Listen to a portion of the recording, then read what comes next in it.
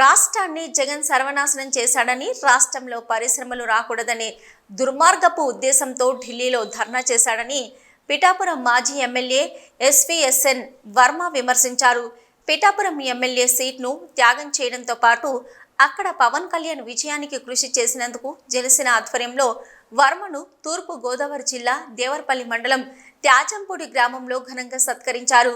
ముందుగా వర్మకు MLA Maddipati Venkataraju, Janasena incharge Suvarnaraju Devarapalli నుంచి త్యాజంపూడి వరకు భారీ ర్యాలీతో స్వాగతం పలికారు. అనంతరం గజమాలతో సత్కరించారు. ఈ సందర్భంగా జరిగిన కార్యక్రమంలో వర్మ మాట్లాడుతూ జగన్ అమ్మఒడి పథకం కుటుంబంలో ఒకరికి మాత్రమే వేశారని, పరిపాలన దక్షత గల చంద్రబాబు కుటుంబంలో చదువుకునే అందరికీ 15,000 రూపాయలు ఇస్తారని చెప్పారు. నాసిరకం మద్యం వల్ల వైసీపీ పాలనలో ఎంతో మంది అనారోగ్యంతో మృత్యువాత పడ్డారని అన్నారు.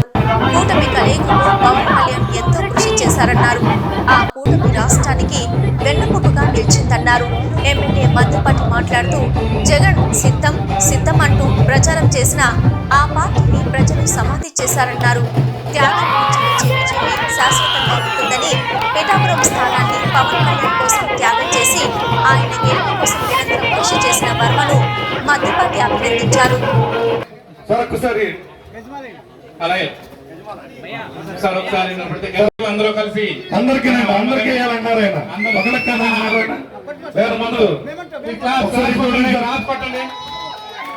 అలాగే మన గోపాలపురం నియోజకవర్గం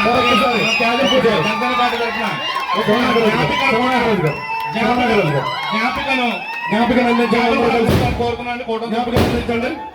కూటమి తరఫున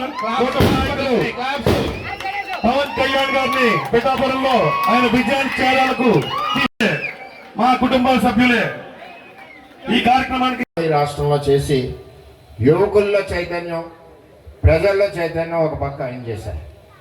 ఇంకో పక్క పవన్ కళ్యాణ్ గారు ఆయన పద్ధతిలో ఆయన చేశారు. బీజేపీ వాళ్ళు వాళ్ళ పద్ధతిలో వాళ్ళు చేశారు. వీరందరి యొక్క కష్టమే ఈరోజు కూటమి గెలుపు కారణం అని చెప్పి తెలియజేస్తాం. సరే, మా పిఠాపురం సంగతి చెప్తాం. మేము కూడా వస్తామని అనుకోలేదు. సడన్గా భీమవరం వెళ్ళిపోతాడు అనుకున్నాం. సడన్గా ఆయన పిఠాపురాన్ని ప్రకటించేసరికి ఉంటుంది కదా కార్యకర్తల ఇబ్బంది.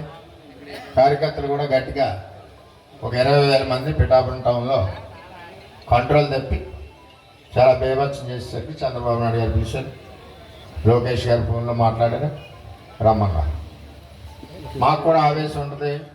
ఎవరికన్నా ఏంటంటే సీటు కష్టపడి మేమంటే మా దగ్గర ఎలా ఉంటుందంటే, నేను ఉదయం 7 గంటల నుంచి రాత్రి 10 వరకు మాకున్న 3 మండలాలు 2 మున్సిపాలిటీలు 5 తిరగకపోతే నా కారు ఇంటికి తిరగదు. నేను 5, 7 గంటల నుంచి 10 గంటల 9 గంటల వరకు తిరుగుతాం. అంత మమేకమయం. మాకున్న కులం నాకు 350 ఓట్లు, నాకున్న కాపుల ఓట్లు 80,000 ఓట్లు, బీసీలు 78,000 ఓట్లు, ఎస్సీలు 43,000 ఓట్లు, మన కాపు మన బ్రాహ్మణ వైశ్యం అన్ని కలిసి 9,000 ఓట్లు. 2009లో నన్ను చంద్రబాబు నాయుడు గారు, యనమల రామకృష్ణ గారు, ఎర్రనాయుడు గారు పిలిచి సడన్గా సీట్ ఇచ్చారు. అక్కడ అభ్యర్థి ఎవరూ లేరు. ముద్రగడ్డ పద్మనాభం కాంగ్రెస్ నుంచి, వంగ గీత పిఆర్పి చిరంజీవి గారి పార్టీ నుంచి నన్ను పంపితే నేను ఓడిపోయింది 1,020 ఓట్లతో ఓడిపోయాను. ఎంత? 1,020. నాకు క్రాస్ వైటింగ్ 20,000 నష్టం వచ్చింది. అంటే ఆ రోజునే కాదు, అంటే ఫైట్ అంత గట్టిగా ఇచ్చాం. 14 వెంకటరాజు గారు బొక్కెట్టారు. మరి నేను నా చేతిలో ఏమన్నది ఎలక్షన్ ఎప్పుడునే అంటే మా వాళ్ళు అందరూ టికెట్ గురించి కూడా ఆలోచించారు. ఎలక్షన్లో ఏమైనా టికెట్ ఇబ్బంది వచ్చిందనుకో, మాకు సింబల్ ఉంది, ఉంగరం, మన ఉంగరం ఉంది కదా అంటారు. 14లో పోటీ చేస్తే 49,000 మెజార్టీ. భారతదేశంలో స్వతంత్రం వచ్చాక అత్యధికమైన ఇండిపెండెంట్ అభ్యర్థికి వచ్చిన మెజార్టీ భారతదేశంలో మన రికార్డ్. శాశ్వత రోడ్డు నిర్మాణం అంటే నేను ఇంకోటి ఏం ఆలోచిస్తున్నానంటే, రోడ్డు లోతట్టులో ఉంది, తార్ రోడ్డు వేస్తే పోతుంది కాబట్టి అప్పుడు వచ్చే ప్రాజెక్టు బడ్జెట్ను బట్టి ఇంకా బడ్జెట్ అని అలకేట్ చేసి సిమెంట్ రోడ్డు పోయొచ్చు అనే ఆలోచన కూడా ఉంది. ఇచ్చిన మాట ప్రకారం అది కావచ్చు, ఊర్లో డ్రైనేజీలు మిగతా వర్కులు కావచ్చు, అన్నీ చేద్దాం. ఒక్కొక్కటి చేద్దాం. బడ్జెట్ లేదు. మొన్నే అసెంబ్లీలో సీఎం గారు చాలా క్లియర్గా చెప్పారు. ఇప్పుడు రాష్ట్ర యొక్క అప్పు 9,74,000 కోట్లు.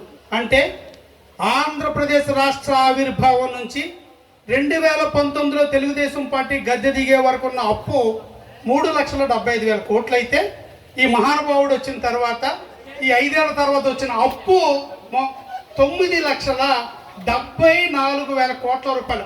అప్పటికున్న లెక్కల ప్రకారం ఇంకా తవ్వుతున్నారు. తవ్వకాలైన వరకు వచ్చిన లెక్క అది.